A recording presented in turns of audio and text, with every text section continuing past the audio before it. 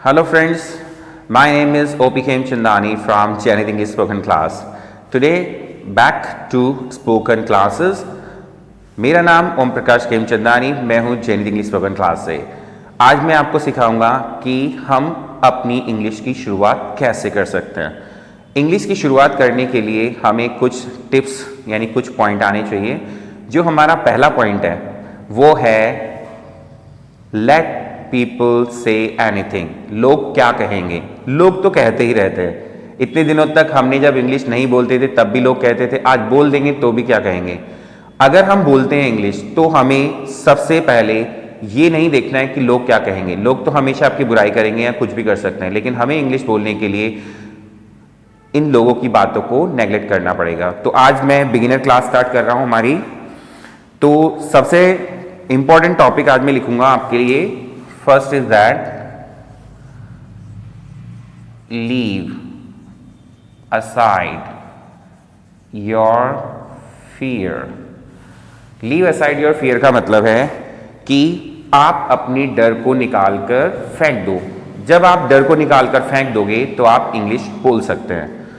अगर डर नहीं निकलेगा तो आप कभी इंग्लिश नहीं बोल सकते। डरना बंद करो। अगर आप किसी भी काम को करते हो तो उसमें आप डरते हो, और आप जब डरोगे तो कोई काम नहीं कर सकते। तो डरना सबसे पहले हमें बंद करना है। उसके बाद हमारा नेक्स्ट पॉइंट है लिसन। लिसन का मतलब ये नहीं है कि आप कुछ भी सुनो।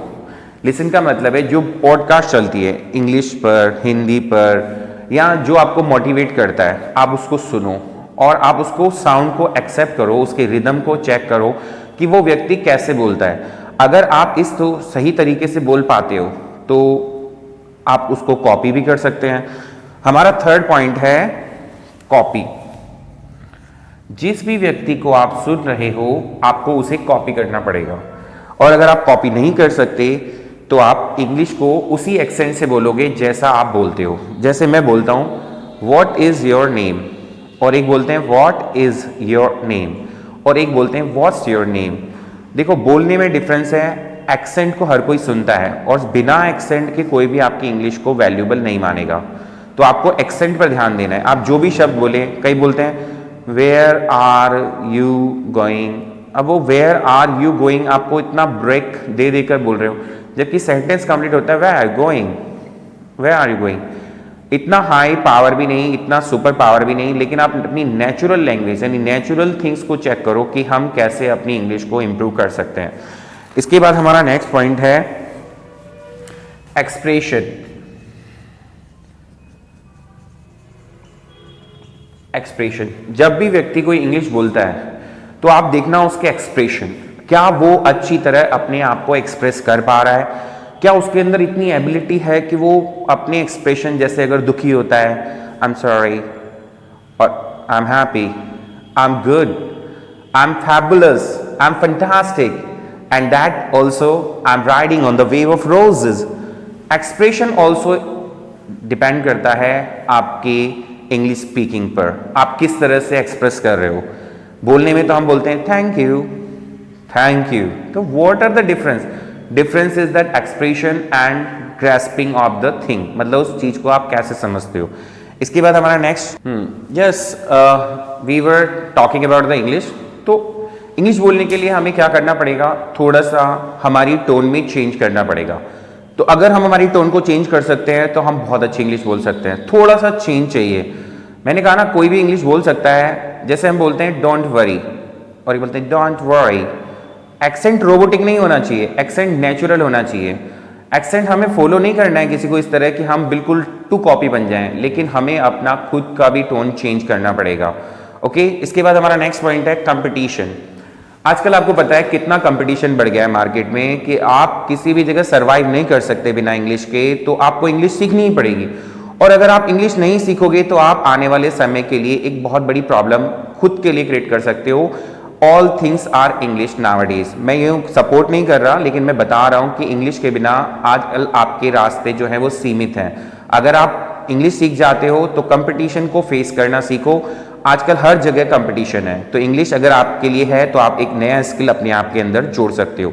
Next is that cramming. Cramming that, कई किताबें होती हैं इंग्लिश स्पोकन की, बच्चे क्या करते हैं उसको रट लेते हैं और वही सेंटेंस बोलते हैं। रट्टाफिकेशन नहीं चलेगा, आप अपने माइंड में सोचो, विजुअलाइज करो, तो इंग्लिश को हम और अच्छा बोल सकते हैं। Cramming is not the option for anything, because cramming can make you the parrot who speaks only but don't know the any means, what is the value of the words। इसके बाद हमारा नेक्स्ट पॉइंट है vocabulary. जो हमारा important topic है vocabulary, वो बहुत है, क्योंकि जब हमारे पास शब्द ही नहीं होंगे तो हम इंग्लिश कहाँ से बोलेंगे, हम बोल भी नहीं सकते हैं। तो उस शब्दों को कहाँ से इकट्ठा करें, उसके लिए एक सबसे सिंपल आसान तरीका ये है कि हमें एक न्यूज़पेपर, इंग्लिश न्यूज़पेपर पढ़ना चाहिए। पहले हिंदी न्यूज़पेपर पढ़िए, फिर उसके बाद इंग्लिश न्यूज़पेपर पढ़िए। न्यूज़ वही सेम रहती है, केवल वर्ड्स थोड़ा डिफरेंट रहता है। शुरू में 2-4 दिन प्रॉब्लम आएगी, लेकिन 1 महीने तक अगर आपने लगातार न्यूज़पेपर को पढ़ लिया, इंग्लिश न्यूज़पेपर को, तो आपकी इंग्लिश में 4 चांद लगने वाले हैं। फिर आप खुद बोलेंगे कि सर हमारी इंग्लिश बहुत अच्छी हो गई। इसी के साथ मैं अपनी क्लास, जैसा कि हम जानते हैं इंग्लिश बोलने के लिए हमें बहुत सारे वर्डों की जरूरत होती है, लेकिन हर किसी वर्ड को हम हर जगह इस्तेमाल नहीं कर सकते। जैसे हमारे पास 3 वर्ड हैं, वॉच, सी और लुक। अब आप ऐसे बोलोगे, आई एम लुकिंग टीवी। अरे भाई, लुकिंग टीवी, टीवी को देख रहे हो, ये तो एक बाहरी रूप है, लुकिंग नहीं आएगा इस जगह। किसी भी चीज को सीरियसली देखने के लिए हम यूज करते हैं वॉच। तो आई एम वॉचिंग टीवी। जैसे स्ट्रीम, वेब सीरीज, कुछ भी आप देखते हो तो उसके लिए आपको होता है वॉच। वॉच सी। अब सी आता है नेचुरल थिंग्स, जैसे आप अपनी आंखों से देखते हो नेचुरल सीज,